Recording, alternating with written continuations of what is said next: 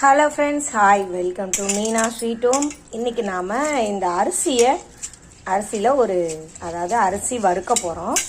இது ரேசன் புழுங்கல் அரிசி தான்.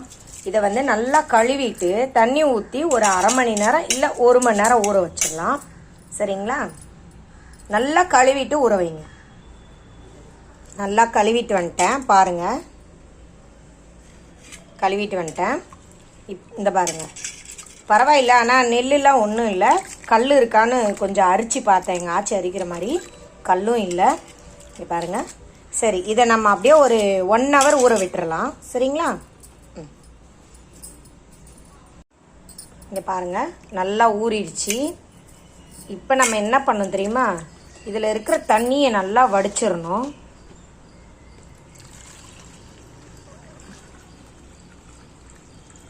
இந்த மாதிரி ஃபுல்லாக தண்ணி வடிச்சுக்கலாம்.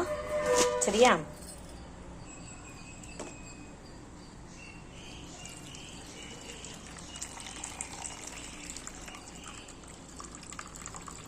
தண்ணியை ஒட்ட வடிச்சுக்கோங்க.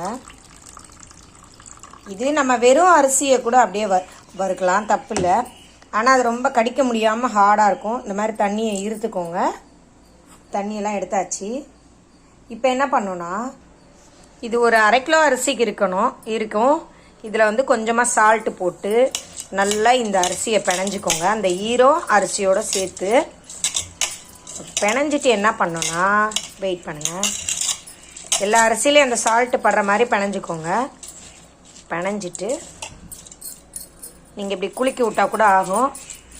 நான் ஒரு கையில் ஃபோன் பிடிச்சிட்டே பண்ணுறேன், வேறு ஒன்றும் இல்லை. இந்த ஃபோனோட ஸ்டாண்டை எங்கேயோ வச்சிட்டேன், அதை தேட முடியல. சரி, இப்போ உப்பை கிளறியாச்சு சால்ட்டு போட்டு. அடுத்து என்ன பண்ணோன்னா, இந்த மாதிரி ஒரு காட்டன் துணியை விரிச்சிட்டு அதில் இந்த அரிசியை நல்லா தண்ணியை மட்டும் இருக்க விடுங்க. என்ன பண்ணோம், வெயிலெல்லாம் காய வைக்கக்கூடாது. வீட்டில் ஃபேன்லேயே தான் காய வைக்கணும். உள்ள நிழலே தான்.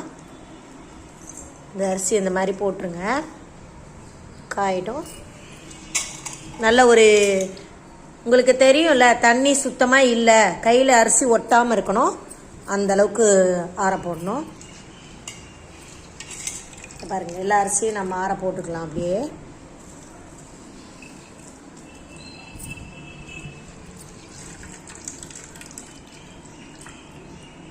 அப்படி போட்டுக்கலாம்.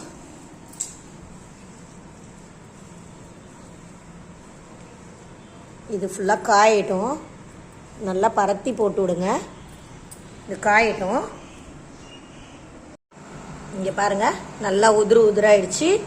இன்னும் லைட்டாக தண்ணி இருக்குது, பார்த்துக்கோங்க. ஒட்டுது கையில். இன்னும் கொஞ்சம் நேரம் ஆறட்டும். இங்கே பாருங்கள், அரிசி நல்லா காஞ்சிருச்சு, தண்ணி இல்லை. இப்போ என்ன பண்ணிக்கலாம், இதெல்லாம் மொத்தமாக நம்ம கையில் எடுத்துக்கலாம். கையில் எடுத்துட்டு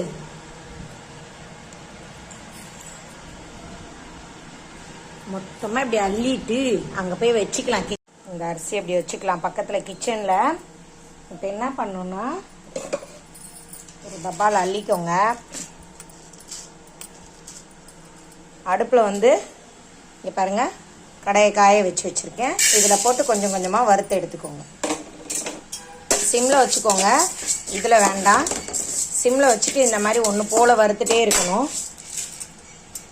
இது எதுக்கு ஊற வச்சுட்டு கழுவி இது பண்ணிட்டு வறுக்கிறோன்னு கேட்டாக்க, சாப்பிடும்போது கடிக்கும்போது ரொம்ப ஹார்டாக இருக்காது, பொறுன்னு இருக்கும். அதுக்காக தான் இந்த ஐடியா. யார் சொன்னான்னா, கோவிலில் கோவிந்தம்மா பாட்டி இருக்குது, அதுதான் சொல்லிச்சு. அதை அடிக்கடி வறுத்து கொடுக்கும். அதனால் சரி, நம்மளும் வீட்டில் இன்றைக்கி பண்ணி பார்ப்போமே, வீட்டில் தானே இருக்கோம், அதனால் பண்ணேன். இந்த மாதிரி ஃப்ரை பண்ணுங்கள், மீடியமில் வச்சுக்கோங்க. கைவிடாமல் கிண்டணும், இல்லைன்னா டக்குன்னு அரிசி போய் அடியில் பிடிச்சிரும்.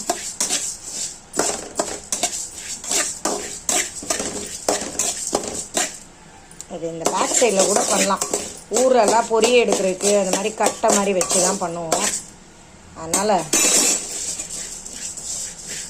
சூடாகுது, நல்லா மணக்குது. ரேசன் அரிசி வாசனை இன்னும் வருது, கழுவியும் வருது.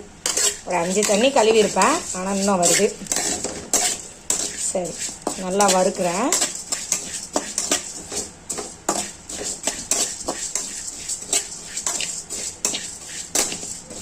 இது பசங்களுக்கு வீட்டில் சும்மா இருக்கும்போது இந்த மாதிரி செஞ்சு கொடுத்தோன்னா அரைச்சிக்கிட்டே இருக்குங்க வாயில், கிரைண்டர் ஓட்டுற மாதிரி. இல்லைன்னு வைங்க, நம்மளை எதனா வாங்கி கொடு, அதை வாங்கி கொடு, இதை வாங்கி கொடுன்னு நச்சுக்கிட்டே இருப்பாங்க. அதுதான் சும்மா இருக்கும்போது ஏன்னா ஒன்று செய்யலாம். சரி, ஓகே, கொஞ்சம் ஃப்ரை ஆகட்டும். சரிங்களா, நான் ஃப்ரை பண்ணிட்டு காமிக்கிறேன். இங்கே பாருங்கள், கலர் மாறிடுச்சு பாருங்கள். அதாவது 10 நிமிஷம் அப்படியே கடாய் சூடாக ஆக நீங்கள் இப்படி கிளறிக்கிட்டே இருக்கணும். இது வந்து காலையில் டீ கூட நீங்கள் டீயில் போட்டு கூட சாப்பிட்லாம். சீ அப்படின்னு சொல்லாதீங்க, வேறு லெவல் டேஸ்ட்டாக இருக்கும். இது செஞ்சு பார்த்தீங்கன்னா திரும்ப திரும்ப நீங்கள் அதை தான் செய்வீங்க. சும்மா இருக்கும்போது சாப்பிட்லாம், ஸ்நாக்ஸு டீயோட சாப்பிட்லாம், டீயில் போட்டு சாப்பிட்லாம். இது வந்து நல்லா பொறுன்னு இருக்கும் பாருங்கள். ரேஷன் அரிசி தானே அப்படின்னு மட்டமாக நினைக்காதீங்க.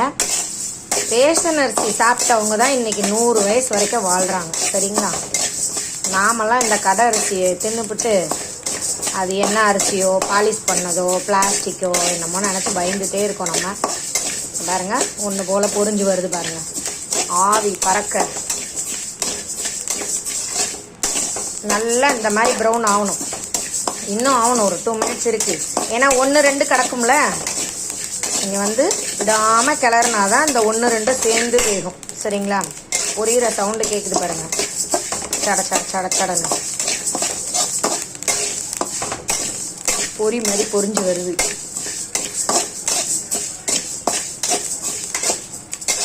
தட்டில் கொட்டிட்டு ஆற விட்டு சாப்பிட்ணும்.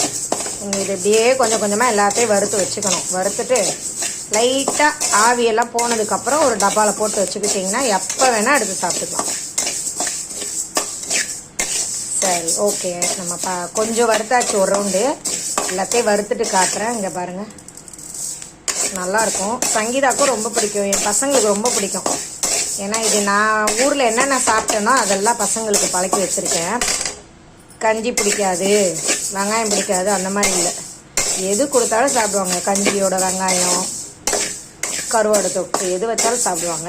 அது மாதிரி தான் இந்த ஸ்நாக்ஸும். நான் ஊரில் என்ன சாப்பிட்டேனோ அதெல்லாம் செஞ்சு கொடுப்பேன். ஆனால் இந்த மாதிரி செஞ்சு வறுக்க கோயிந்தம்மா தான் சொல்லிச்சு, இப்படி எப்படி வறுக்க சாப்பிட்டா நெருன்னு இருக்கும். இல்லைன்னா நம்ம கடிக்க ஹார்டாக இருக்கும் அப்படியே ஸ்ட்ரெயிட்டாக வறுத்தா. அதுக்கு தான் இவ்வளோ பக்குவம் பண்ணிட்டு சாப்பிட்றோம். சரி, இது வறுபட்டுருச்சு, கொட்டி ஆற விடலாம்.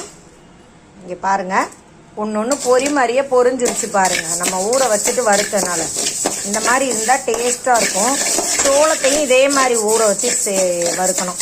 சோளம், வெறும் சோளம், மக்காச்சோளம் இல்லை இது. சரி, ஓகே, இதை வந்து தட்டில் கொட்டிக்கலாம்.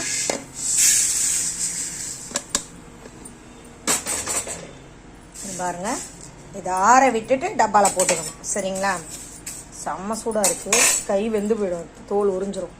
பார்த்தீங்களா, வாவ், சங்கீதா கதிருக்கு ரொம்ப ரொம்ப பிடிக்கும். இதில் வந்து உப்பு இருக்கும், டேஸ்ட்டாகவும் இருக்கும். சரிங்களா, இதே மாதிரி நம்ம எல்லாத்தையும் வறுக்கலாம்.